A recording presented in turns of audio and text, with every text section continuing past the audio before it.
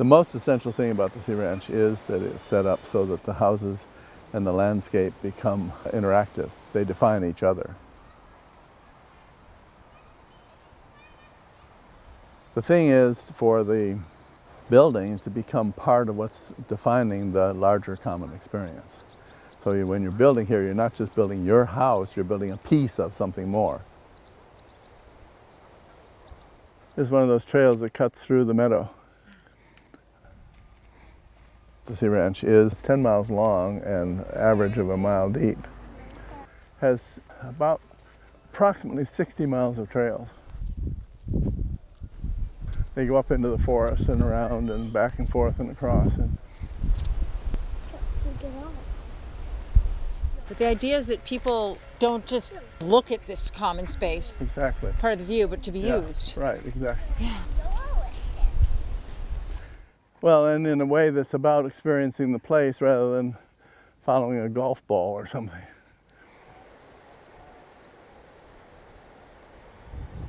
One of the things most important about the Sea Ranch is that half of the land is held in commons. When you get a deed, it describes your property and that you own an indivisible portion of the commons, which is to say you can't sell that. But you are an owner of the commons, and there are 2,500 more or less lots, so you're one of 2,500.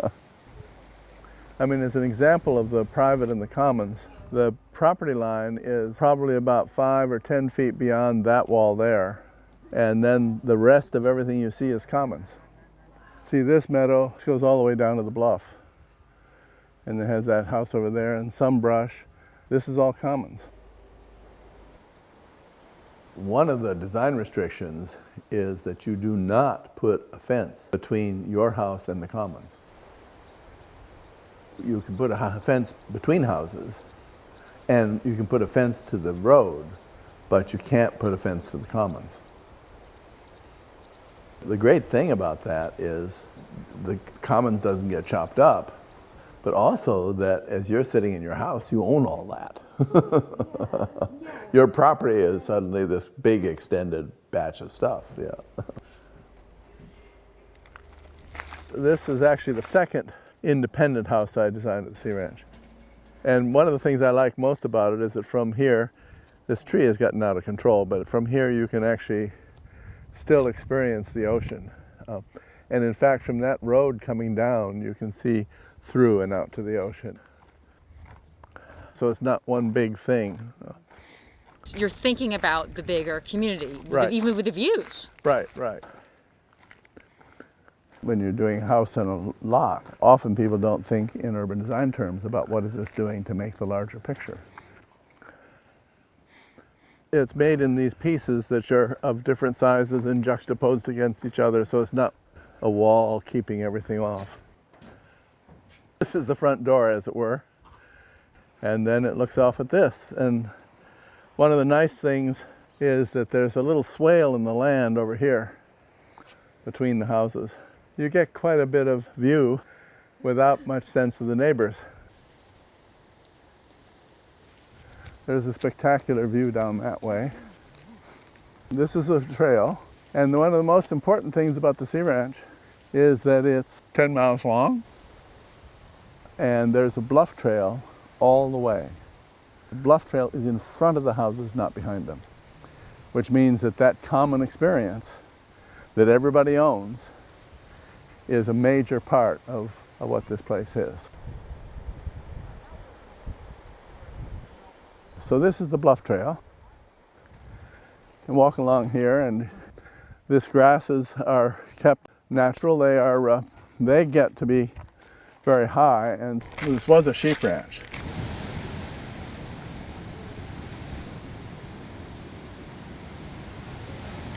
So when we arrived, it was a sheep meadow, and it was all grazed. If you look at the aerial photographs from the time, you see that there's this little diagonal line, which turns out to be the creeks. But they didn't have any vegetation because the cows were eating it all down. And then when it got developed, they took the sheep away. So now this thing that happens is what we call the riparians, which are the where the water flows, the streams, and they have a kind of growth along them, and that's also where the animals tend to go. So that's an important thing. One of the things I've come to talk about is that the Sea Ranch is really a way of stewarding 10 miles of California coastline. It's a matter of taking care of that coastline and doing that with buildings and with what we do in the commons, but also what each of those buildings that is part of that coastline is doing as a way of contributing to the larger pattern. You can see that's quite a nice house. You see how it becomes a part of that defining of that bluff edge, but it's also accounting for their caves that go back in under there. The thing is, it's a contribution to the place rather than a detraction from the place. And so many houses are just taking away qualities rather than supplementing or adding qualities. You see a whole string of houses defining the edge of this meadow. And they have a consistency of what I call incident, of windows that you look out of or are framed by or so on. And yet none of them is the same. I mean, they're each a very different house, but they have a common way of being shaped to human experience and to the site that they're on.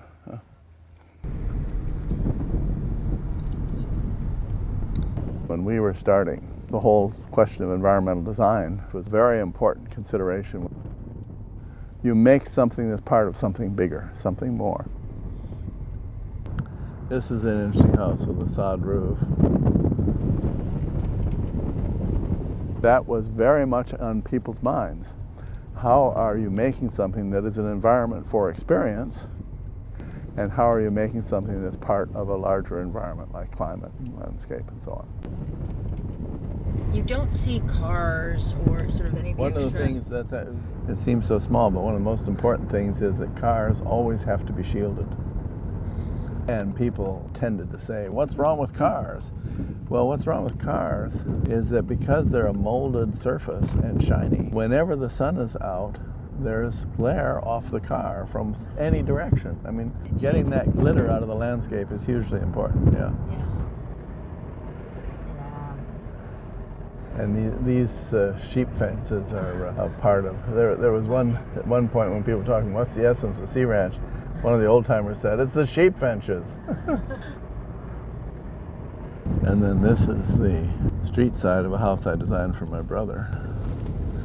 Then there's another house I designed for a realtor, and the woman who bought it's become one of our dearest friends.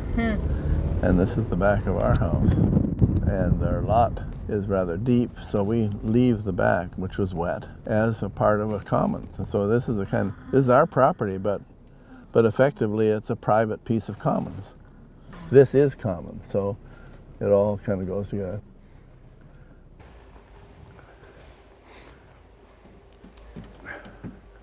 When you come up to the porch, it's a porch to the meadow as well as to the house. Were you influenced by the original sheep barn on the property? Yeah, but it was not trying to make a barn, but be direct and simple and big like a barn. Well, it was a great evening because The exposed structure inside means that the way the light falls is it's much more alive than a simple plain wall is. First thing in the morning, we're up in bed there, and the sun is going through that window and bouncing around on that wall, and you're getting shadows, yeah. And then the nice thing is, those big windows on either side of the thing, the morning sun comes in that window onto our bed. I think so. So this is, it's a small house, but it's big. Yeah, it's just one big space. Yeah. There's no actual rooms. Well, there's a toilet.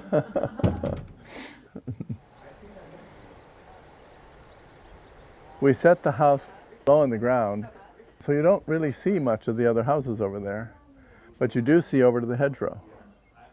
You don't see the ocean, I mean, you don't see the ocean. Everybody thought, oh, well, you can't see the ocean. But if you need an ocean fix, you go up there. Now today you can't see the ocean, but that's another issue. And then this house over here is one I designed for some people on speculation. They're not afraid, and you weren't afraid, the idea of letting things weather that so many people seem to be afraid of. Yeah, they try to treat it so it won't. Things get repaired, as you notice down there, and so then they're a different color for a while, and then eventually they change. And, part of a living process, yeah.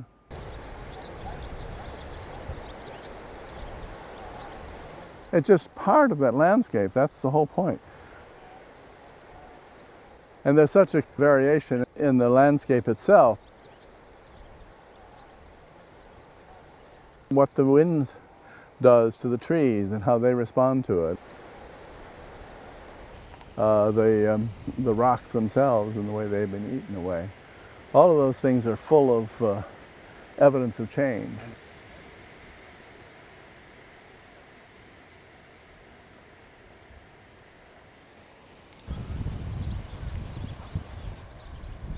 The thing is for the buildings to become part of what's defining the larger common experience. And unfortunately, not everybody gets that.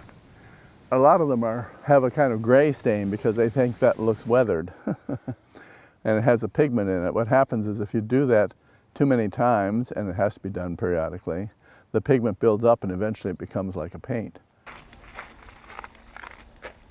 One of the things we set out to do is to have everything have a sense of being a part of the landscape and of weathering and becoming something which changed. What has been always thought about and looked at is the wood buildings.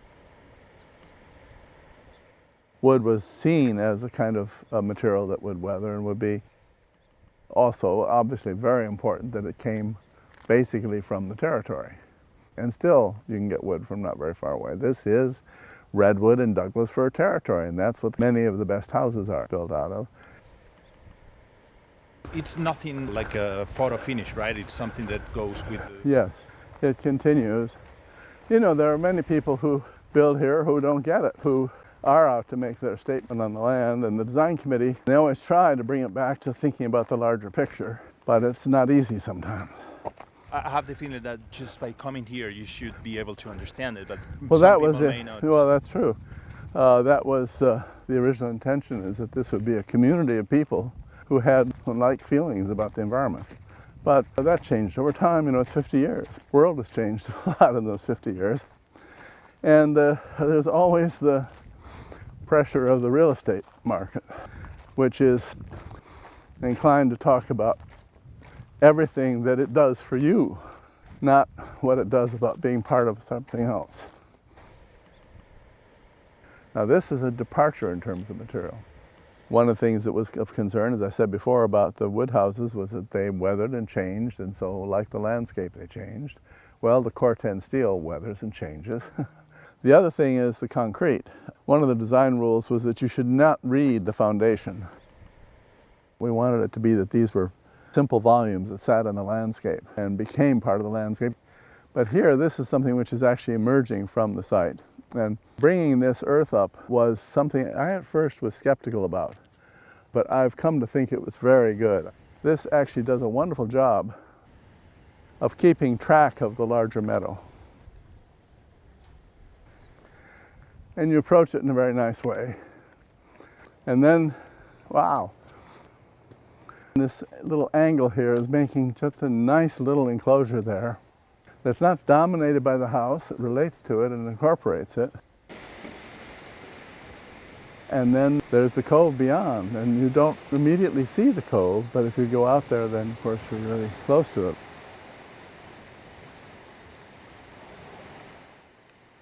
And here's where the concrete, it is the case that the cor-ten, I used to not like cor-ten because it splashes the rust. What happens with cor-ten is it rusts and the rust becomes a seal. So it's a self-sealing material.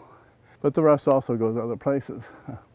And there have been a lot of places it's been used where people were trying to be very pure about it, and then it just got messed up by the rust. But here, this little bit of rust, and there's not very much that comes down, is part of weathering, the same way the wood weathers in other places. It's again something which is partly under control and partly not, and partly demonstrating the nature of being in a living environment.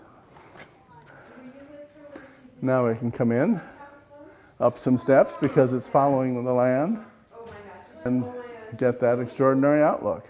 The notion of view is very highly valued in the society, but here it just opens up. It's not a view window, it's the end of the house. One of the really intelligent things about this house is the way the plan is splayed.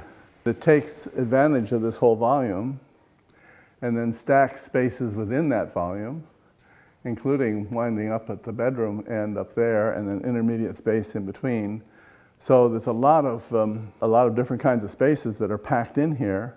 If you can see, like, this is the bottom of the space, and then like as you come up, then this can be this day space, and I use it as my workspace. But this turns into a bed, so this, we can have a guest here. We can have guests, even like kids love to sleep on that bench. So it's really nice that you can accommodate a lot of people.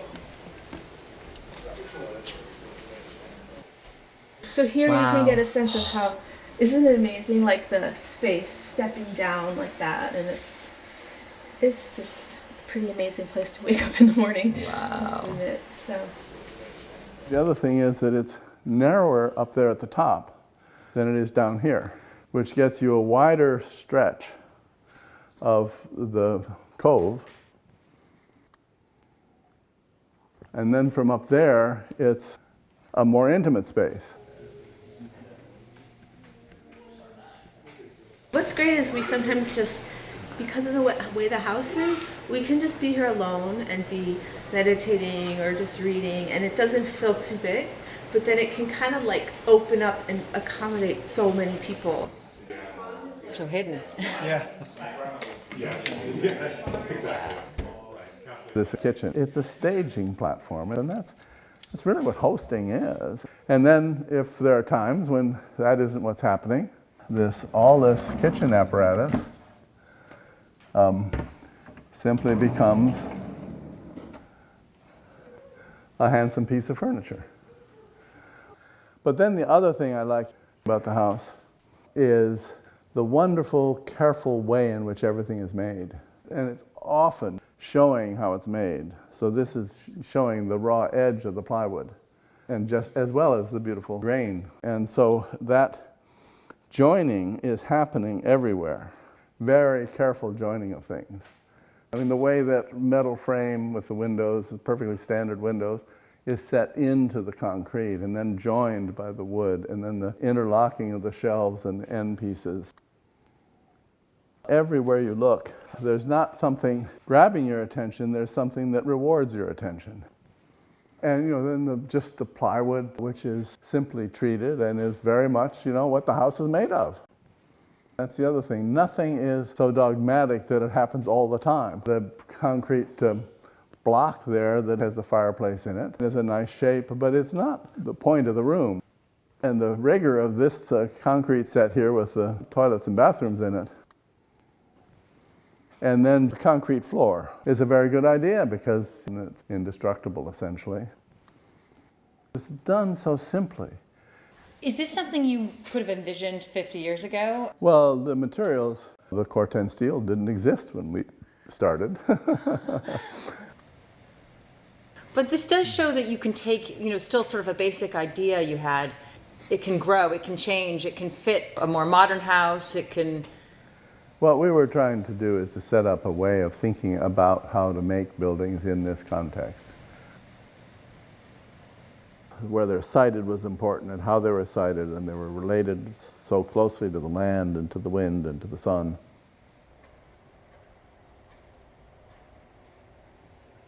Our charge was to work out what could be a way of building here that would be unique to this place.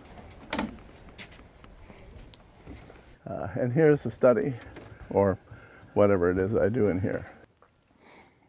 That's the first house I designed at the Sea Ranch. Yeah. There's a book here.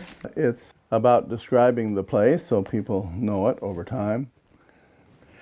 And then shows not just the initial principles, but it goes through fundamental character of the place, houses that suit their place, the houses here that I think do the best of making a part of something larger.